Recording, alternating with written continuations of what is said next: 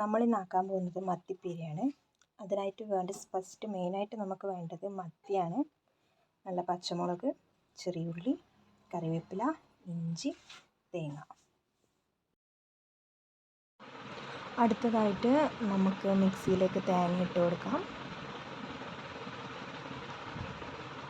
തേങ്ങ ഇട്ട് കൊടുത്ത് ശേഷം നമ്മൾ നേരത്തെ മുറിച്ച് വെച്ച പച്ചമുളക്, ഇഞ്ചി, ചെറിയുള്ളി എല്ലാം കൂടിയിട്ട് നമുക്ക് നന്നായി അധികം വെള്ളം ചേർക്കേണ്ട ആവശ്യമില്ല.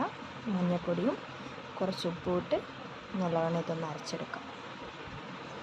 ശേഷം ഒരു നല്ല മൺചട്ടി എടുക്കുക.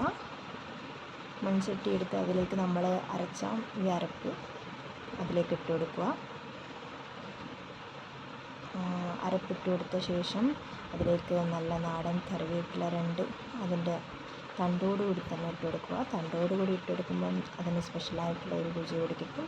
ശേഷം അതിലേക്ക് മത്തി ഇട്ട് കൊടുത്ത് മത്തി മുഴുവനായും ഇട്ട് കൊടുത്ത് കൈകൊണ്ട് നല്ലവണ്ണം ഉടച്ചെടുക്കുക, അല്ലെങ്കിൽ തിരുമ്മിയെടുക്കുക. ശേഷം 2-3 വാളംപുളിയും ചേർത്ത് കുറച്ച് വെളിച്ചെണ്ണയും കൂടി അതിലേക്ക് ഒഴിച്ച് അടുപ്പത്തേക്ക് വയ്ക്കുക. ഒരു 10 മിനിറ്റ് കഴിഞ്ഞ് നമുക്ക് ഗ്യാസ് ഓഫ് ചെയ്യാവുന്നതാണ്. അങ്ങനെ 10 മിനിറ്റ് കഴിഞ്ഞ് നമ്മളിത് തുറന്ന് നോക്കി. ഇനിയും വെള്ളം വറ്റാനുണ്ട്.